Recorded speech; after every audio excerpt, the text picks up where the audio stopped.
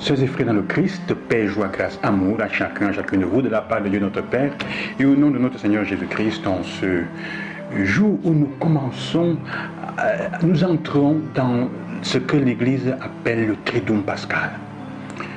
Nous commençons avec ce jeudi, le jeudi saint, la célébration des 3 jours fondamentaux, durant lesquels l'Église a tenté d'expliquer, d'exprimer en 3 jours successivement ce qu'est le mystère central de notre foi chrétienne, catholique aussi, mais chrétienne en général, parce que tous comme chrétiens, nous sommes attachés et nous ne pouvons pas nous détacher de la dimension pascale.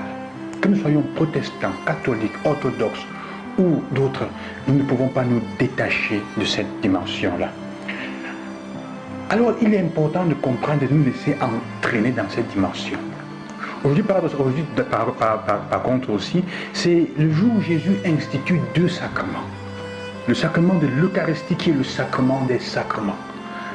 En effet, saint Thomas d'Aquin, quand il parle des sacrements, il n'insère pas le sacrement de l'Eucharistie dans les 7 sacrements. Il parle des 6 autres sacrements et il parle du sacrement de l'Eucharistie comme étant le sacrement des sacrements. En fait, on pourrait dire que les 6 autres sacrements ne sont en fait que les différentes expressions, significations, manifestations dans différents domaines fondamentaux de notre vie du sacrement de l'Eucharistie. C'est son rayonnement dans toutes les dimensions, dans le sens de la réconciliation entre frères et sœurs, de la maladie quand on s'ouvre, de l'insertion dans la foi et de l'initiation au mystère de la foi, du sacrement de l'amour, du don de la vie et de la vocation à la vie. Donc on pourrait entrer dans cette dimension-là comme ça. Alors aujourd'hui, le texte que nous lirons pour nous accompagner à la messe de la veille de ce soir, il n'est pratiquement pas le texte qui raconte comment Jésus prit le pain. Ce n'est pas le texte de Luc, qui est très proche de celui de Paul et qui raconte explicitement dans les détails de la première coupe de Jésus, du pain rompu et de la deuxième coupe de vin qui est offerte. Non, c'est en fait le récit de Jean. Et le récit de Jean où Jésus, en fait, qui nous parle de Jésus qui se leva de la table, prit un tablier, l'attacha à son rein et prit une bassine d'eau et se mit à laver les pieds de ses disciples. Comment cela? Jean n'a pas de mention de pain rompu. Il a Jésus qui lave les pieds des disciples. L'Église nous a fait entrer dans ce mystère en voulant nous porter déjà au sens profond de ce qui va arriver ce soir-là. L'Eucharistie, la célébration, le don de soi-même a une double dimension. Aujourd'hui, le jeudi saint, nous voyons la dimension du service aux autres, de l'amour traduit dans le sens du service. Communier au corps et au sang du Christ. Jésus, en fait, qui se donne comme pain, comme corps et sang. Quand il dit « faites ceci en mémoire de moi », quand il le dira, c'est quoi en fait qu'il veut qu'on fasse en mémoire de lui? C'est ce que Jésus est en train de faire maintenant. C'est compris dans le pain donné, offert, le pain qui donne comme son corps lui-même. Et il commence avec cette dimension. Laver les pieds de l'autre signifie se libérer de toute la terre. Il va laver les pieds. Les pieds, c'est quoi? Les pieds sont la partie du corps qui sont en contact avec. C'est la partie la plus sale du corps. En contact avec la poussière, en contact avec la terre, en contact avec tous les endroits du monde où il passe. Et qui est le plus souffrant et blessé? Notre pied. Serré dans la chaussure ou pas, qui prend les cailloux en route. Le pied est la partie du corps qui signifie et synthétise aussi notre souffrance. Mais quelqu'un disait aussi que le pied est probablement la partie où sont enregistrés, archivés toutes les routes, tous les chemins que nous avons parcourus. En fait, c'est la mémoire des chemins que nous avons parcourus, de notre histoire, de ceux et celles que nous avons rencontrés, et des mondes et des univers que nous avons vus. C'est en fait tout ce que nous sommes. Jésus va laver les pieds des disciples, comme pour dire, il accepte de prendre soin de ce que nous sommes à partir de la partie la plus vulnérable et qui est aussi la plus souffrante, mais aussi la partie qui raconte en vérité ce que nous avons vécu, ce que nous avons fait.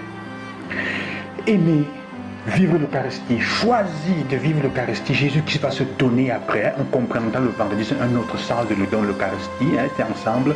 Jésus qui va se donner après fait déjà comprendre que aimez, mangez ensemble, faites ceci en mémoire de moi, ça veut dire servez-vous les uns les autres, lavez-vous les pieds des uns des autres, prenez soin les uns des autres de ce qu'il y a de plus vulnérable, de ce qu'est l'autre.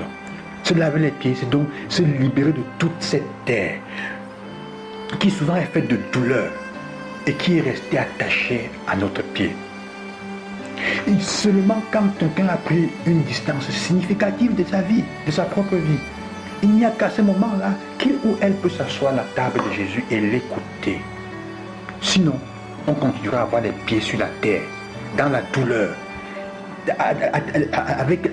liés aux échades et aux pieds qui sont entrés dans notre chair, dans la chair de nos pieds. Et on n'aura pas le temps de s'apercevoir de toutes les choses qu'il y a autour de nous, sinon seulement de notre pied. Jésus veut que nous prenions soin les uns des autres de cela. Aimer, mourir pour l'autre, signifie d'abord apprendre dans le quotidien à laver les pieds de l'autre. Le mystère et la génité de l'Eucharistie est d'abord dans le fait qu'il dit manger et boire le corps et le sang du Christ, manger son corps et boire son sang. C'est accepter de se baisser pour laver les pieds des autres. C'est ça le sens du pouvoir de l'Eucharistie. Alors toute l'attention sera donc fixée sur ces pieds, sur cette dimension.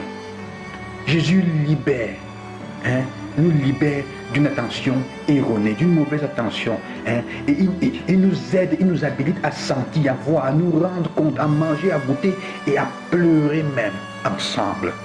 Il est intéressant, non? Que Jésus est en train de dire, comme il disait, lavez-vous les pieds les uns les autres. Si nous ne nous chargeons pas, si nous ne prenons pas sur nous l'histoire des autres, si nous ne laissons pas que les autres fassent la même chose avec nous, prennent sur eux notre histoire, en vérité, avec attention, alors nous ne nous assoirons jamais à la table du Seigneur. Nous ne pourrons jamais communier au corps et au sang du Christ en vérité et avec sincérité. Ce sera un mensonge parce que nous n'avons pas le désir de changer et nous mangerons et boirons notre propre condamnation. Nous n'expérimenterons jamais le vertige de l'amitié, de l'intimité, de la parole, comment dire, murmurée à l'oreille de l'autre, de la nostalgie, des regards d'amour, de l'entente.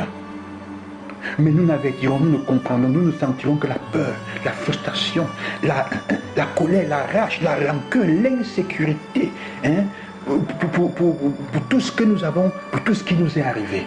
Si on n'apprend pas à laver les pieds des autres, à oublier ses propres pieds et à laisser que les autres prennent sur nos pieds, on sera plongé toujours dans la rancœur. Pierre dit à Jésus, non, tu ne me laveras pas les pieds. Jésus lui dit, si je ne lave pas les pieds, tu n'auras pas part à ma table. Donc apprends-toi aussi à laver les pieds. À la fin, en Jean, il va dire, prends soin de mes brebis. Fais comme moi j'ai fait. Au chapitre 21. Sœurs et frères, préparons notre cœur à entrer dans ce moment. En décidant aujourd'hui, quels sont les pieds de ceux que tu dois laver? Quelles sont les personnes qui souffrent autour de toi, mais que tu négliges toujours? Laisse ta douleur à côté et prends soin, regarde l'autre qui est à côté de toi, qui a besoin que tu prennes soin de ses pieds.